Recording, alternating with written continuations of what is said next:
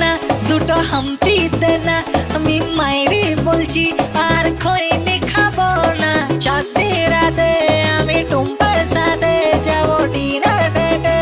coach মামা